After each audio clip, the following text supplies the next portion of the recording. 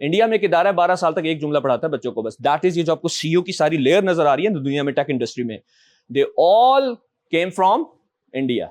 क्यों? वो 12 साल तक एक ही जुमला पढ़ा रहे हैं, I belong to this cosmos, I am the part of this cosmos, universe, right. जो इंसान हर चीज को यूं बिलोंग कर रहा है कि मैं इस यूनिवर्स का हिस्सा हूं, तो फिर अगर आपका पहला जुमला ये है, इमेजिनेशन ये है कि आप इस यूनिवर्स का हिस्सा हैं, तो फिर सेकंड सेंटेंस क्या होगा? Wherever you are on this planet, you are at your own home, you are at your own home. मुझे बताएं उस इंसान का विजन क्या होगा, वो विजुअलाइज चीजों को कैसे करेगा?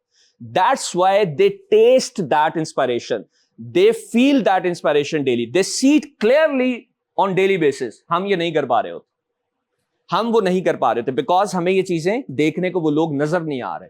यहां तक आप एग्री हैं तो फिर आगे बढ़ते हैं। कैसे? अब ये एक्सपर्ट्स क्यों नहीं है हमारे घरों में? मैं फिर कह रहा हूं, पेरेंट्स से बड़ा कोई रुतबा नहीं है, salute to their contribution, sacrifices, everything. लेकिन स्टूडेंट्स, मैं फिर कह रहा हूं, इमोशंस को साइड पे रख के, हमारे घरों में पेरेंट्स होते हैं, सब रोल मॉडल्स नहीं होते। हमें टीचर्स मिलते हैं एजुकेशनल इंस्टीट्यूट्स में, बहुत रिस्पेक्ट है उनके लिए, लेकिन वो बहुत inspiring personalities as a whole नहीं होते। सब सब्जेक्ट्स में बहुत अच्छे हो सकते हैं, very good, right, but as an inspirational personality आप नहीं देख रहे होते। रिलीजियस सेक्टर में आपको बहुत अच्छे लोग रिलीजियस मिल रहे होंगे, लेकिन they are not good great scholars, best human beings, आपको वो उस तरह नहीं नजर आ रहा होता। यस और नो? तो दैट्स वाई जब आपको एक्सपर्ट्स नजर नहीं आते तो आपका दिमाग कभी भी वो बनने की कोशिश नहीं कर सकता जो उससे कभी सामने विजुअलाइज होकर नजर नहीं आया। ये दिमाग की एक क्वालिटी है, ये कभी भी वो नहीं करने की कोशिश करेगा जो उसके सामने चीज उसके विजुअलाइज हो नहीं पा रही, ये उस तरह की कोशिश तक जा ही नहीं सकता, ये पैटर्न फिक्स कर लेता है। जैसे हम आपको सिखाते हैं, आपने देखा आपके साथ काम किया क्या रॉकेफेलर ने एजुकेशन सिस्टम बना, ये उसने उस वक्त बनाई थी जब इंडस्ट्रियल रेवोल्यूशन थी, तो उसने कहा था मुझे थिंकर्स नहीं चाहिए, वर्कर्स चाहिए। दैट्स व्हाई उन्होंने आपको इंग्लिश की 4 लाइनों वाली कॉपी पकड़ा के जब ए लिखो तो लाइनों से बाहर ना जाए। आपके दिमाग में कभी ये सवाल पैदा नहीं हुआ कि कौन सी साइंस है कि 4 लाइनों से बाहर ना जाए? हम सर्कल करते थे, वो मैं कहते थे पेंट प्लीज प्लीज बाहर ना जाए, राइट?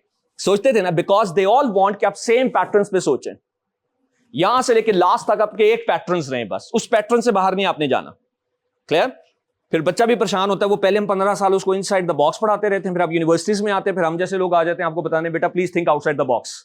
वो कहते पता नहीं वो पहले पागल थे या ये पागल है वो इनसाइड द बॉक्स पढ़ा रहे हैं या हमें आउटसाइड द बॉक्स पढ़ा रहे हैं, हमने जाना कहाँ है? ये है वो कंफ्यूजन जो क्लियर नहीं हो पा रही। हम आपको बता ही नहीं रहे आउटसाइड द बॉक्स सोचें। मजे की बात है, मुझे आप बताएं, ये जो लॉ ऑफ ग्रेविटी है ये क्लासरूम में समझ आई है या उसे नेचर में नजर आई थी? राइट ब्रदर्स को जहाज बनाने का ख्याल क्लास में लगे पंखों से देखकर आया था या हवा में उड़ते परिंदे देखकर नजर आया? नेचर में।